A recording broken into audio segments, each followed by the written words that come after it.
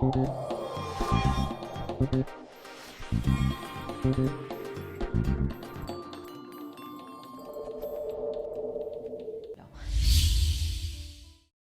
hay que sobreinformarse o informarse mal, pero tampoco hay que irse al otro extremo y aislarse. Una cosa es el control, y una cosa es filtrar lo que nos llega y otra cosa es el aislamiento. No aislarnos, no evitar la información, pero sí dosificarla. Y especialmente cuando vivimos en familias donde tenemos niños, donde tenemos preadolescentes o adolescentes. Evitar dar noticias en momentos del almuerzo, en los momentos donde compartimos los espacios, almuerzos, cenas, porque todo eso tiene un efecto. Encima, mientras estamos ingiriendo alimento, ingerimos noticias negativas y tóxicas.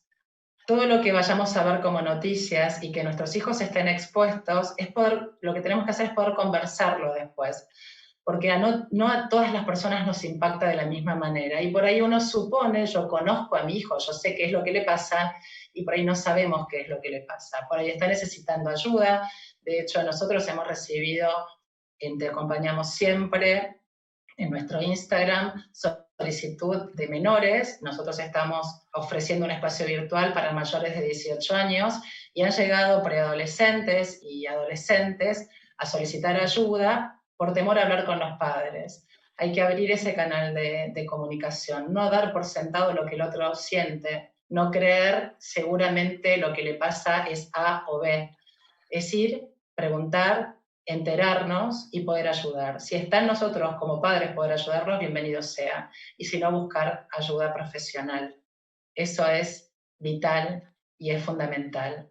Las redes sociales han ayudado muchísimo en todo este tiempo de encierro. Imagínense lo que hubiese sido en otra época, no contar con las herramientas con las que contamos nosotros hoy. Tenemos Twitter, Instagram, hay millones de aplicaciones, a su vez tenemos maneras de comunicarnos por videollamadas, por Zoom.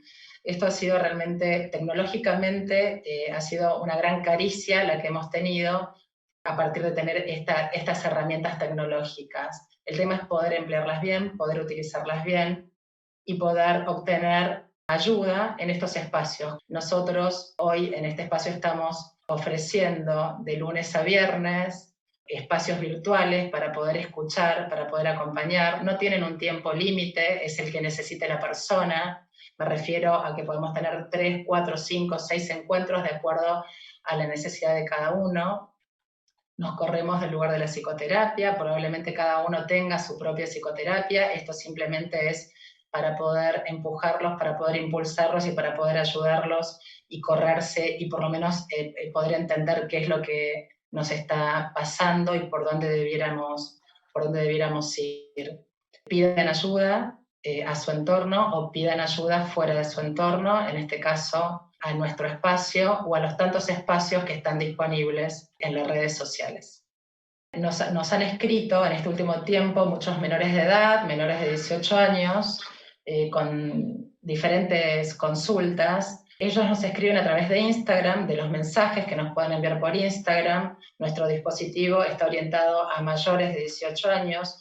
En estos casos lo que nosotros recomendamos es que lo puedan hablar con los papás, tener un primer encuentro con los padres y con el menor, y en todo caso después avanzar con los padres en todo caso para poder ayudar y para poder hacer de sostén de los niños.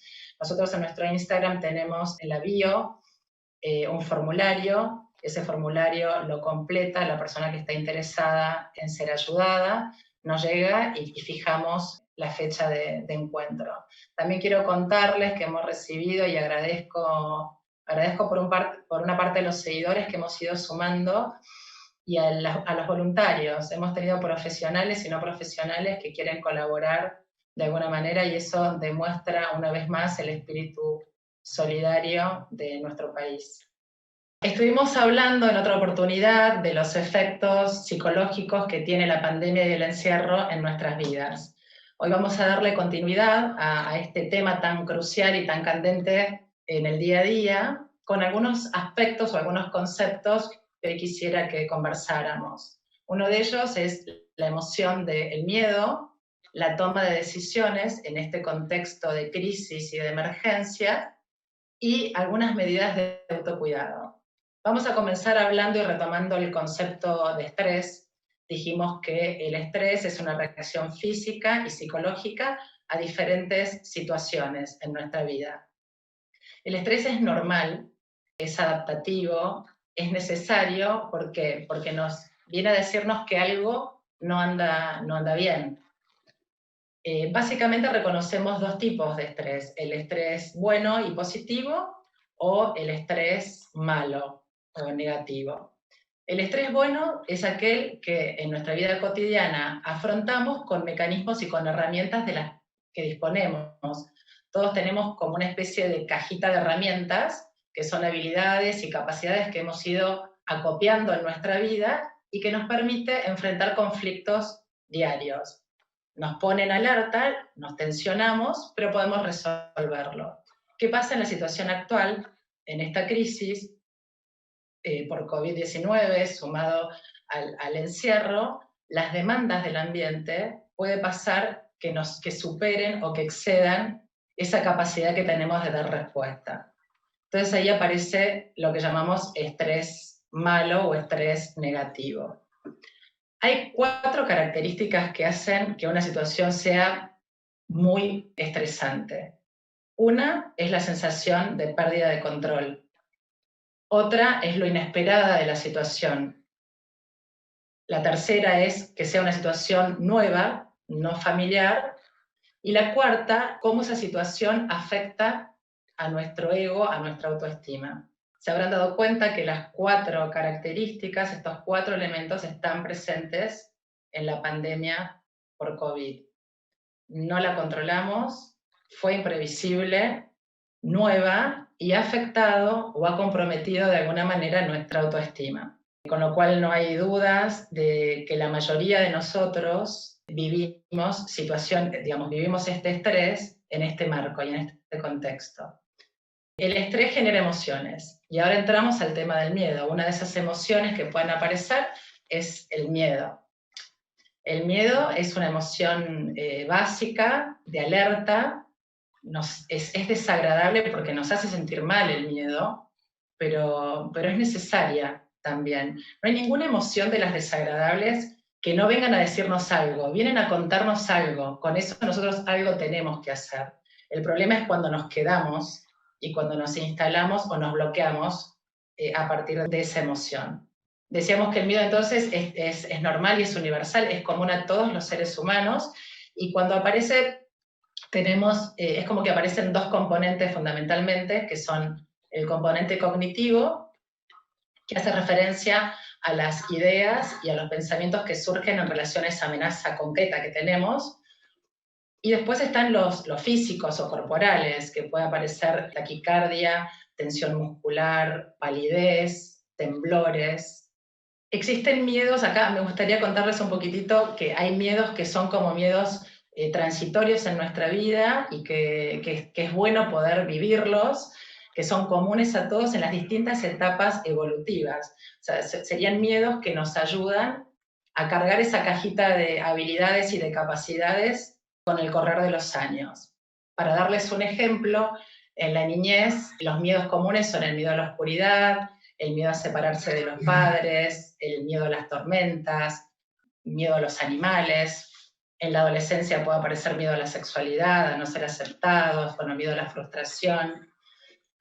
Fuera de estos miedos que son comunes y que son por ahí necesarios para poder adquirir herramientas, en el contexto actual o en el escenario actual, han aparecido una serie de miedos que nos han invadido, y todos juntos. Hay miedos que son básicos, fundamentalmente podemos hablar del miedo a la muerte y el miedo a la pérdida de autonomía y libertad. El miedo a la muerte propia y a la de nuestros seres queridos, si bien todos tenemos el concepto de finitud y todos sabemos que un día vamos a dejar de estar, el COVID-19 lo que nos vino a decir es, ojo, ¿no? Sos vulnerable, sos frágil y te puede pasar. El miedo a la pérdida de autonomía y de la libertad es básicamente el no saber cómo va a ser el día después, cuando esto finalice, cómo va a ser volver a la normalidad. Volver a tener la autonomía y las libertades y voy a volver a moverme como me movía antes de estos 115 días que llevamos o más de encierro. Entonces, esos son miedos, digamos, básicos y comunes a todos, y después se suman otros, que es el miedo al contagio, miedo a enfermarnos, miedo a la escasez de recursos. Después hay un alto porcentaje de personas que tienen miedo a perder el trabajo. Y no solamente a perder el trabajo, sino a que su ingreso se vea reducido o a no conseguir un trabajo en el caso de perder el trabajo actual.